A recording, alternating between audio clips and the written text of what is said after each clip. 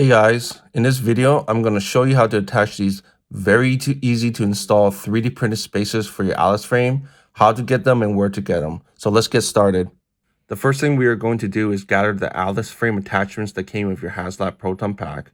This includes the 2 spacers and their bolt that goes at the bottom, the 2 side clamps, the top clamp, and the tallest clamp along with the 2 small bolts.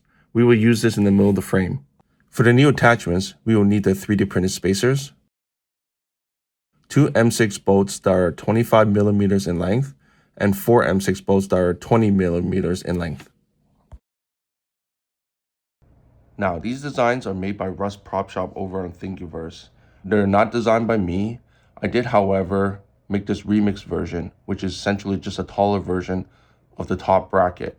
And I'll explain what that is about later on in the video. But again, these are his designs. If you want to get them for free, you can just go on Thingiverse and download them there. I also posted my remix version there that you can get for free as well. If you don't have a 3D printer and wish to purchase these, I have taken inspiration from his design and created my own from scratch, including the top bracket. You can get them on my Etsy site.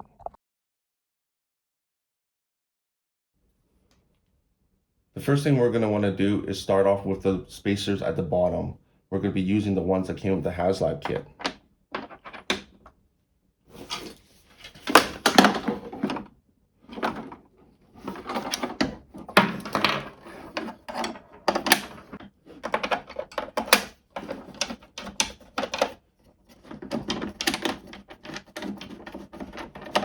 You're going to want to keep these nice and loose for now until we get everything on.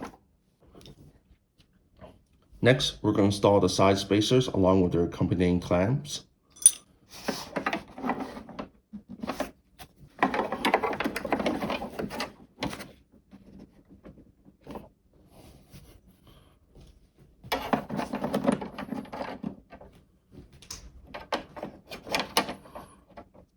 And again, these will be using 4 M6 bolts, 20 millimeters in length.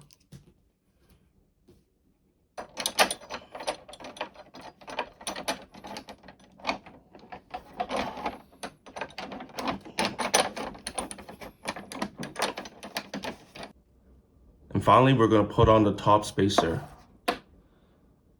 As mentioned earlier, I have a remix version that's a little bit taller than the original top spacer here. And I'm going to show you why. I'm going to put up real close, and you can see there is a bit of a gap between the spacer and the crossbar itself. Now, if you try to put the clamp on, doesn't quite reach it. Russ, the original designer, said that there is enough flex in the Alice frame that you can push down, and it should be able to meet that. This will also create a lot of tension in this frame and keep it very solid to the frame, the outer frame itself. He said he likes it this way. Makes it feel nice and secure. Personally, I didn't want to have it flex that much.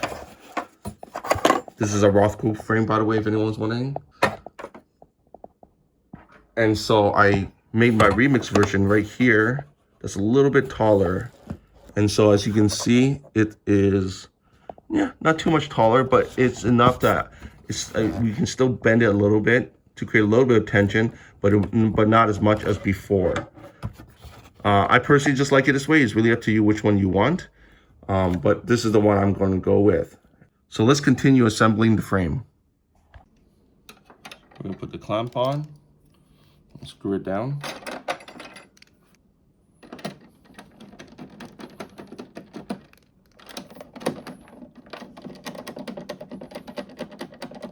And last but not least, we're going to take the tall bracket here, and we'll put that one in the middle. Take the 2 screws that came with your Alice frame and put those on.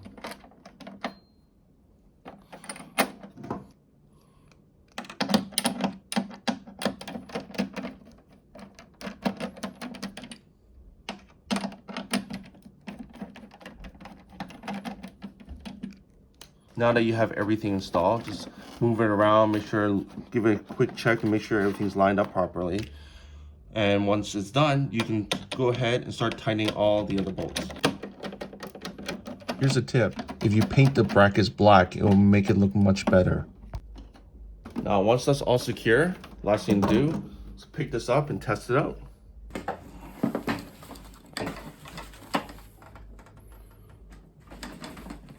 Give it a bit of shake, grab it by the frame, wiggle around a little bit, see if it moves. No, man, that feels pretty solid. Yeah, I don't have much of a give. This feels pretty good.